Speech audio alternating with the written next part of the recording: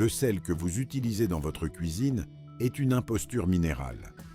Cette poudre blanche que vous manipulez depuis des années, celle qui se trouve en ce moment même dans votre placard, a été purifiée chimiquement, puis reconstituée avec de l'iode synthétique et des ferrocyanures.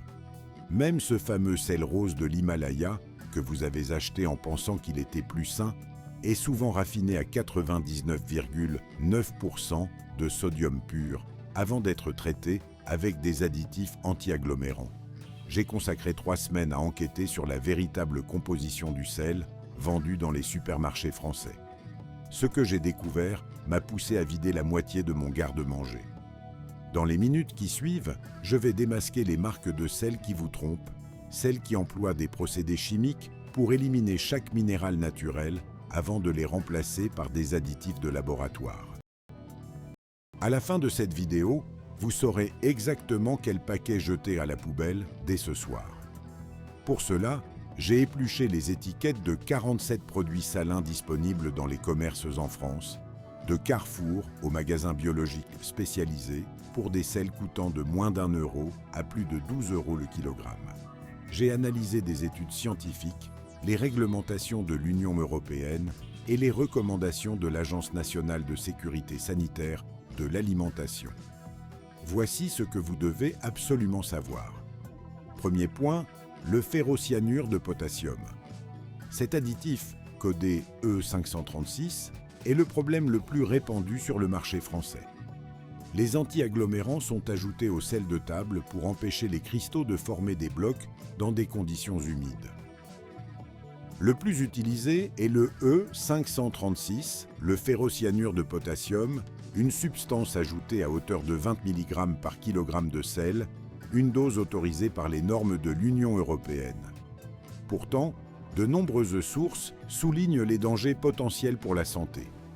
Au contact de l'acide gastrique de votre estomac, le ferrocyanure de potassium peut libérer du cyanure d'hydrogène. Ce composé exerce un effet toxique sur l'organisme, altérant la respiration cellulaire et pouvant potentiellement endommager les reins. Il est d'ailleurs révélateur que cet additif soit interdit dans les produits alimentaires aux États-Unis, ce qui soulève de sérieuses questions sur son innocuité. En France, où une personne consomme en moyenne près de 11,5 g de sel par jour, l'accumulation de telles substances peut devenir problématique. C'est particulièrement vrai pour les personnes souffrant de problèmes rénaux ou cardiaques.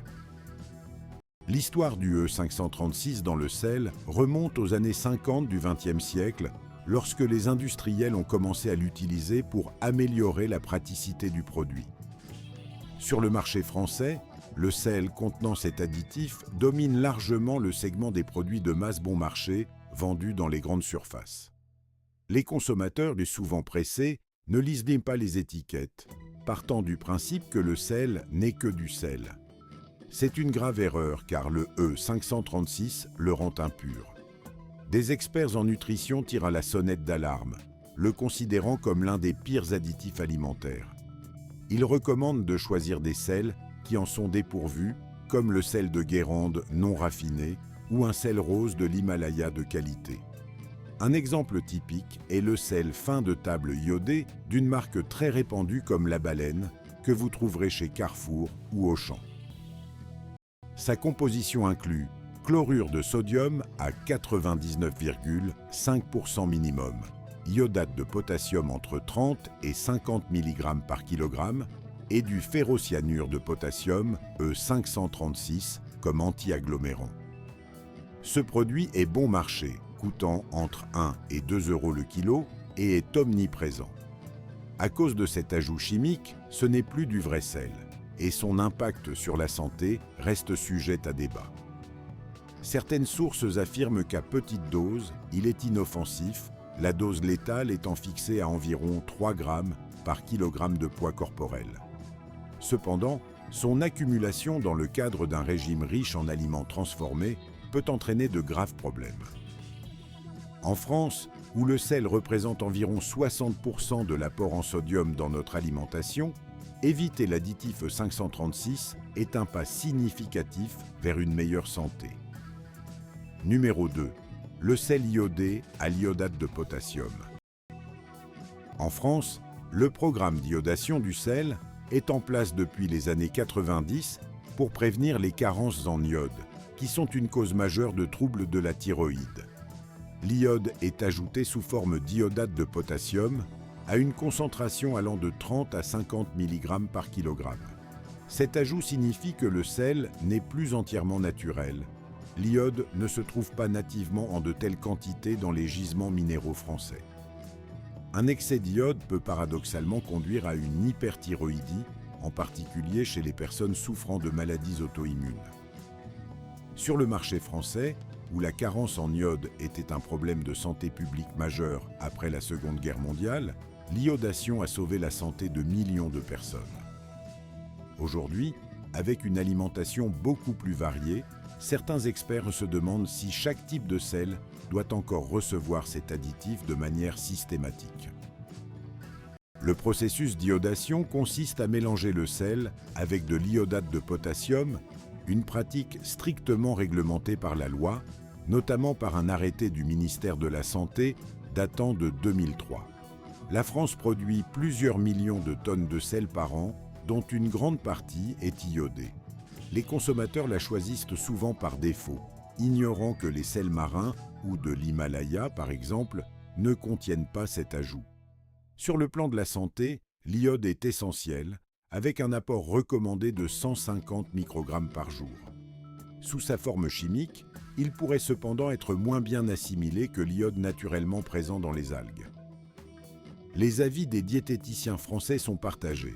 Certains louent son rôle dans la prévention du goitre, tandis que d'autres mettent en garde contre l'excès dans les régimes modernes. Un produit typique est le sel fin iodé de la marque La Baleine, vendu dans des enseignes comme Carrefour ou Auchan.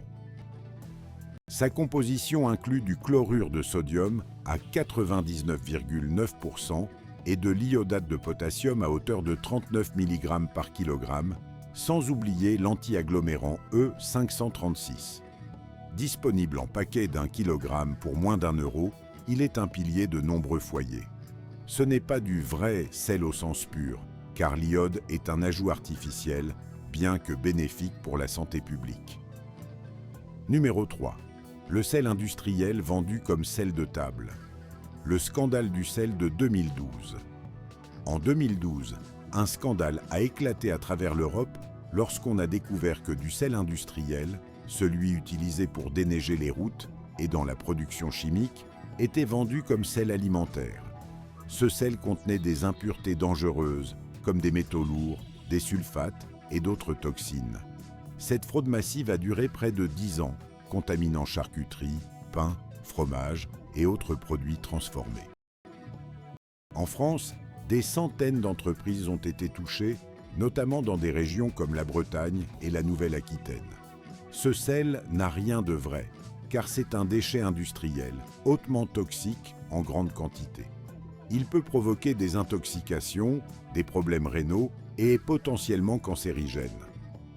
L'enquête a révélé que du sel provenant d'une grande usine chimique européenne était retraité et reconditionné par des fournisseurs peu scrupuleux pour être vendu sur le marché alimentaire. La Direction générale de la concurrence, de la consommation et de la répression des fraudes a publié une liste des entreprises impliquées, mais de nombreux produits sont malheureusement restés sur le marché avant d'être retirés.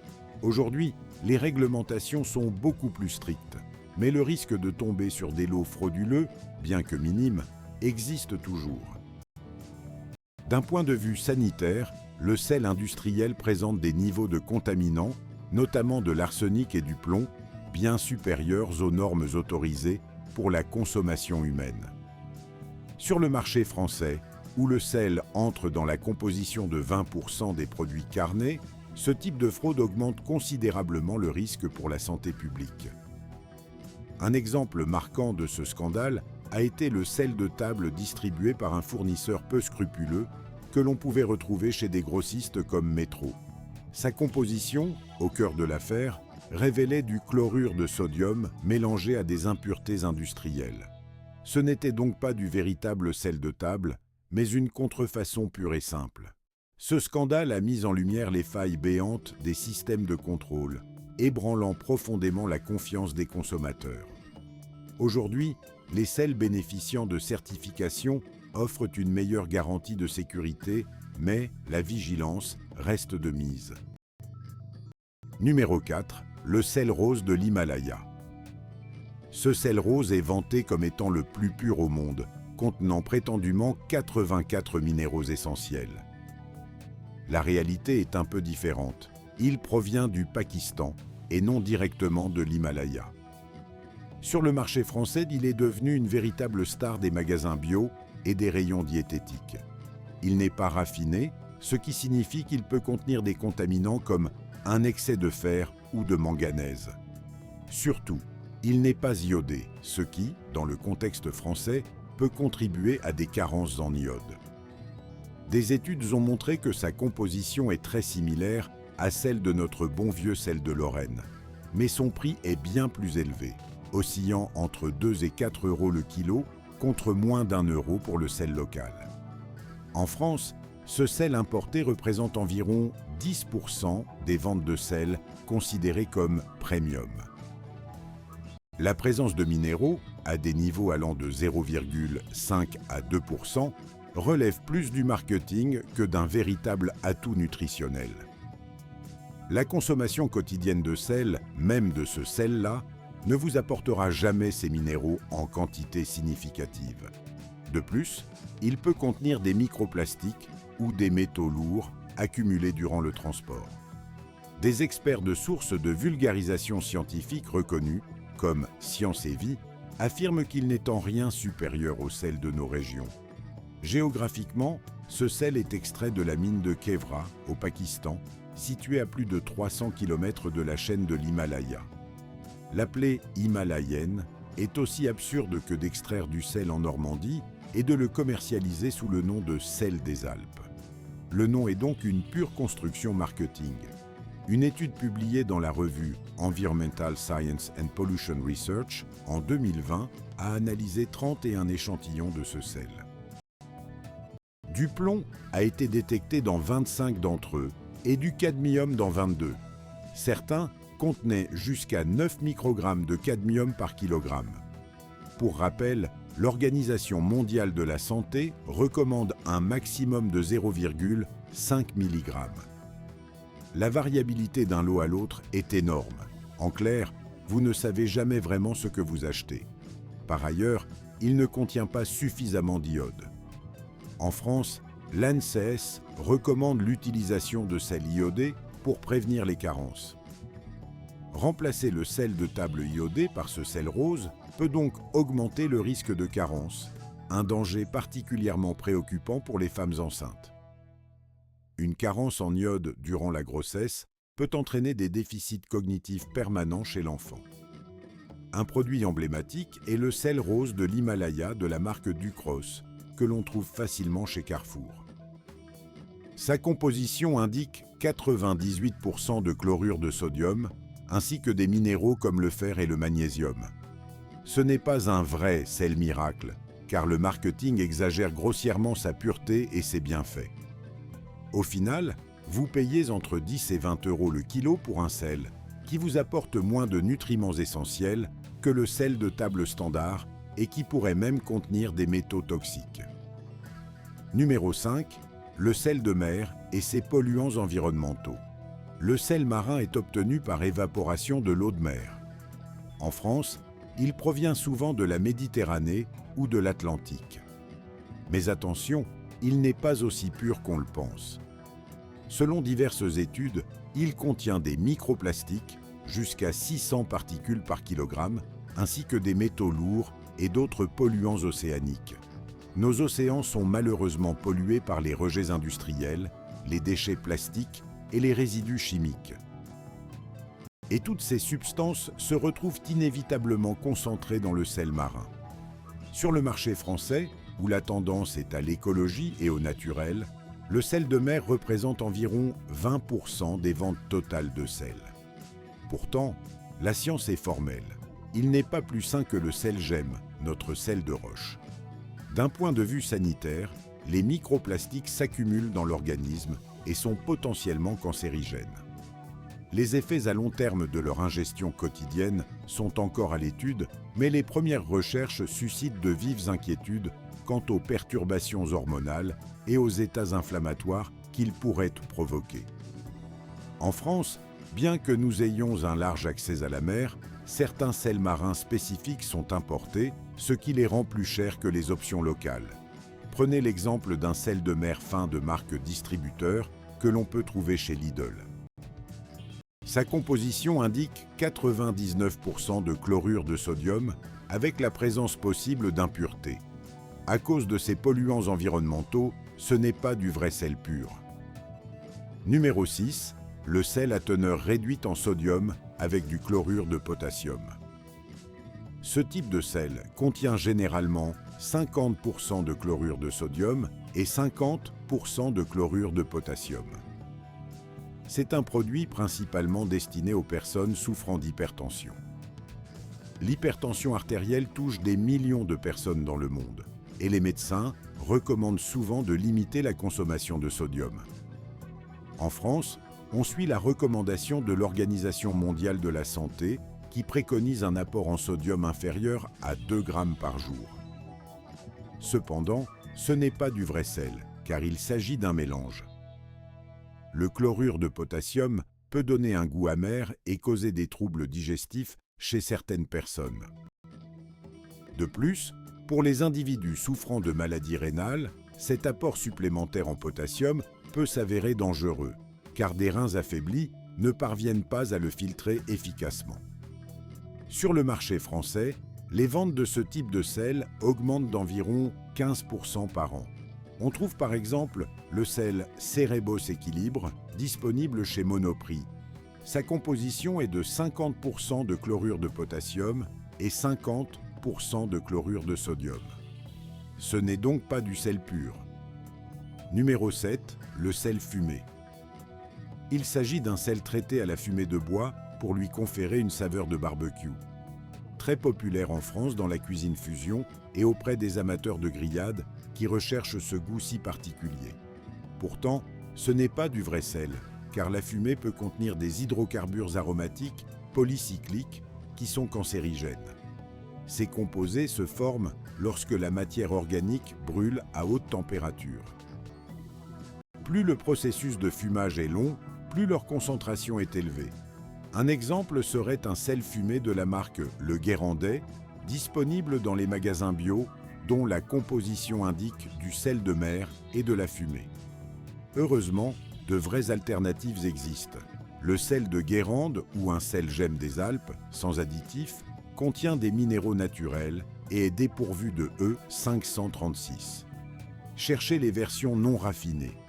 Vérifiez l'étiquette pour vous assurer qu'elle ne mentionne qu'un seul ingrédient, du sel, sans aucun ajout. La couleur est un indice important. Un sel d'un blanc éclatant est toujours raffiné. Le vrai sel, lui, présente des nuances de gris, de rose ou de beige. Vérifiez également le lieu de production. Un sel bénéficiant d'une certification ou d'une origine connue garantit une qualité contrôlée. Analysez le prix. En dessous de 2 € le kilogramme, il est impossible de garantir une haute qualité. La récolte manuelle et l'évaporation naturelle ont un coût. Ensuite, faites le test du comportement. Achetez une petite quantité et laissez le paquet ouvert dans un endroit humide pendant 24 heures. S'il forme des blocs, c'est qu'il contient des minéraux. S'il